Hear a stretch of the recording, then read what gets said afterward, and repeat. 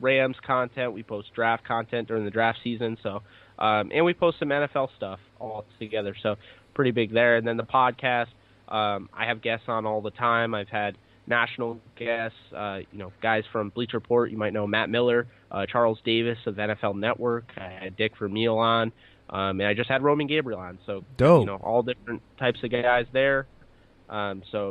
Be sure to check out. It's called the Downtown Rams Podcast. Thank you guys so much for having me on. I do really appreciate it, and let me know. I want to come on anytime you guys want me on. We appreciate that, Jake, man. Get some sleep. And get some pizza for us. I'm wired now. All right, man. Take care. Thanks. Take care, guys. So it's settled. Like, are you happy? Yeah, because 15,000 yards means something. Yeah, man. Shout out to Jake. Shout out to the Downtown Rams.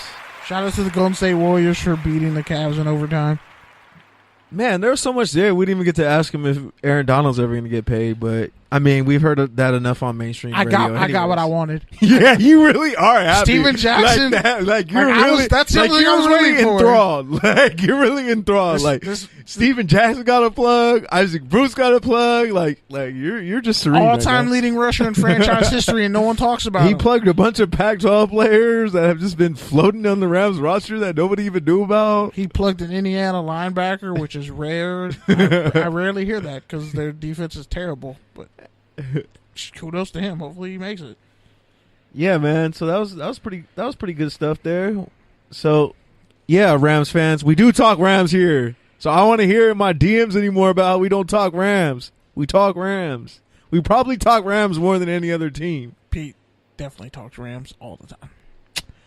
Anyway, so he's already a Rams fan. He has the jersey in his closet. I'm telling you. So, real quick, couple things I want to get to. Semi-fast, medium, whatever it takes. You said medium. Let's break it down on Take or Tangent. Real quick. Jamal Lewis, man. If you haven't had a chance to read this man's story on Bleacher Report magazine. It's the definition of summertime sadness. Take 5 minutes and load it up and read it because it's a really interesting read.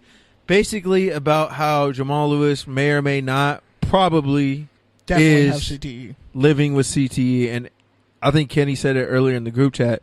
We all knew he was playing with CTE before CTE even existed. Like, we're all kind of guilty because we all rooted for. I know I rooted for Jamal Lewis heavy, especially when he had that 2,000-yard rushing season, and we knew the hits he's taking, what he's doing, he's Earl Campbelling himself. And pretty much he had a concussion that went undiagnosed his last season in Cleveland, which pretty much derailed almost his whole life. He actually had several concussions games where he passed out. Like Brad Childress, when he was against the Vikings, had to yell his name. Steve McNair yelled his name. And he snapped back into reality that way. And he even talks about just his whole experience, about how he's always kind of been a businessman and about how he still even had trouble with that just because he never knows when he's going to have his bad days. But basically, it doesn't end on a somber note because it is where life really begins. Yeah, and that's really what it is, because even though he had this successful trucking company that went down, and even though he's had to deal with this head stuff, it all comes back to control. Yeah. Him running the ball and controlling what he can control. And that's really kind of just how he's attacking life. Like, he's not going to go out of bounds. He's not going to fall down. He's going to keep pounding and running at life and see where it goes, because it's gotten him this far. On top of that, he even almost got him 3,000 yards in a season, damn near. Almost got him 300 yards in the game because he had 295. Adrian Peterson broke his rushing record. But yeah, man, you got to take our tangent on that. I mean, we already kind of gave it in the rundown. I got to take.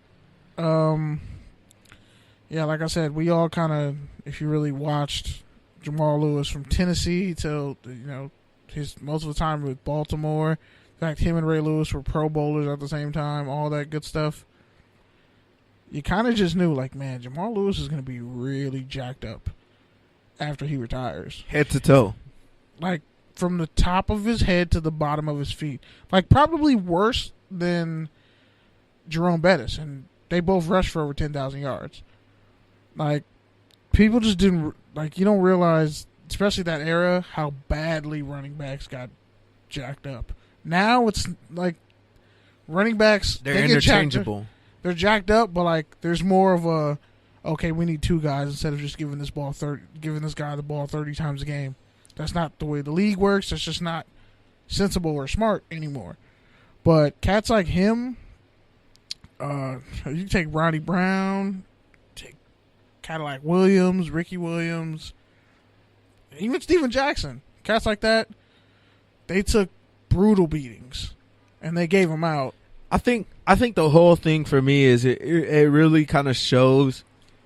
For me, Jamal Lewis is the last of his kind, and really everything else after him is kind of a derivative or like a hybrid of what he was. But as far as being a 4.4 speed, not just that, but just being a physical bowling ball. I mean, I think what's the closest thing we have now? Marshawn Lynch. Yeah, and before that, Steven Jackson. Steven Jackson wasn't maybe as fast. Todd Gurley. Yeah, he's like the evolution.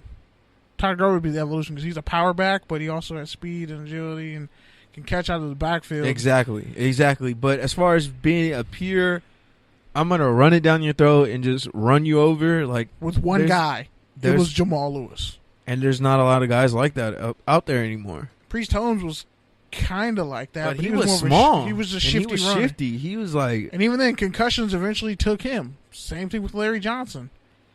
Like, big backs eventually just got taken out because, like, you can only... It's a bigger target. And we already mentioned Eddie George, but his problem was he lost speed and had no hamstrings. And couldn't catch. And just wasn't a fit anymore. He was terrible in Dallas. When you look at it as certain guys who played in... Like, a guy like him, man, I would equate it to having, like, being in, like, 300 car accidents every day, back to back. And that's the effect. It's not like now where we don't have 2-a-days and we're in shells and bro, he only had practiced so long. He went through all of it. He was on Brian Billick's Hard Knocks. Tail end of it. He was on Hard Knocks with the Ravens, I think he was. Yeah, him, Todd Heap, like, man, them cats, certain guys you just feel for. Like, my heart goes out to him, man. And like he even said, like, in the story about like how he would tell his kids. He was like pointing off in different directions. He's like, those kids are fluent. They have all types of options. Those kids over there have no options. There's glass in their playground and all this other stuff. They have to. Like, sports and football, like, that would be their only way out. And if I did it again, that would be my only way out. Yeah. And it's true. It's a harsh reality. Bankhead, like, he being from Atlanta, where he was talking about, like, I would definitely, it's a really sobering read that I think a lot of people should read, especially casual fans, because it'll help you understand, like, unless you play this game, you really don't understand the effect it has. And you really can't. It's like some of the assumptions that people make are mad stupid, and it's like, you couldn't handle a sprained ankle, so I know you couldn't handle an L drill or being a running back and getting tackled, a stinger, a blown out hamstring. Like, certain things y'all couldn't handle every day, but all you can do is talk. But anyway. Yeah. Speaking of that effect, Kam Chancellor, he pretty much came out and said he wants to play if his body will let him. We already know Pete Carroll said it's going to be an uphill battle for him to play again. But Chancellor said he's still in his prime. It's not an age thing. It's just a matter of structural issues in the neck. So, do you have a take or a tangent on that, KB? Honestly, I don't. I'm going to give you my take on it real quick. Go for it. My take is the fact that he's acknowledging that he has structural damage and the fact that he's acknowledging that it's out of his hands is setting us all up for him probably never playing again. And I think he's coming to the realization of there's really nothing that he can do about it, because it's like... Same thing with Cliff Averill. Like, your neck is your neck. And he's, what, 32 maybe? He's right around that age. He's early 30s. Like, bro, you have your whole life ahead of you. Another season, you ain't gonna win a Super Bowl, and you're not gonna get a fat contract. So what's the point? And I think that's what Positive Pete means by all this is he realizes the team is going. I thought you were talking about yourself. I was like, you smug bastard. Hell no, Pete Carroll. He's like, I'm the most. I'm Petty Pete. Different dudes. Petty pessimistic Pete. Same initials, different dudes. Shout out to Pete Carroll, the GOAT. Anyways, he's the epitome of PC. The whole thing I was trying to say is I think Pete Carroll realizes that this season is probably going to be a long one in a rebuilding season. So he's really just trying to save those dudes who are from the previous era that gave you everything that you got. Yeah, and he's like, you know what? You guys don't need to give anymore. Like you guys have done it all. Yeah, you've literally good. You built. It's time to ride off in the sunset, boys. You put the kingdom off their bodies, and they kind of all got raw deals. Not really. They all got paid. Kam Chancellor, it took a while for Kam Chancellor to get paid. But he got paid, and he held out. Did Earl Thomas ever get paid? Earl Thomas got paid. He didn't get paid the way he should have. He got paid. That was his fault because, guess what? Those other 3 All-Pros in the secondary wanted more. So no, like he still hasn't really gotten paid. He got like a small extension, but he didn't really get paid. He got paid. He was never the top paid safety. He also got hurt a lot. He's also been hurt a lot. He's been an all-pro safety. He's been a Pro Bowl safety. He's the one dude who like was the glue to that defense, and everybody else got paid off him. And he kind of got paid, but he really didn't. All right, man. Next one. Let's transition to touchdown or turnover since we haven't played that in a little bit. Let's keep it a little tight, a little fast. Because I got several, and they're all... Oh, we got a call. Perfect timing. All right, then. I think I know who this is. You might. Touchdowns and Tangents. Give us your name and where you're at. This is Bob calling in for... Hey, Bob. What's good, man? Three-peat? Yeah, repeat. How many ever peeps do you want me to go? I'm good. I'll do more than the Cavs and the Warriors. Shout out to J.R. Smith. Yeah, man. So Bob Garcia is in the house. You guys may already know him. Clutchpoints, Sports Out West, Lakers beat reporter, and just a dope person to talk to every time he comes on. So we appreciate you. I appreciate that intro. I really appreciate you guys getting me on. All right, man. So we got Garcia the fourth. Yeah, B. Garcia the fourth. All right, man. G4. All right, man. So what'd you make of the game tonight? Because you know what, it just ended. I mean, from what I was watching, obviously you can tell that the Warriors are not going to have any answer for LeBron. They don't have the rim protector, and LeBron is getting what he wants at will. It's just a matter of his teammates stepping up, and I mean they could have easily stole this game. I mean, it's a couple of key plays in the last couple of minutes. You know that charge changed to a blocking foul.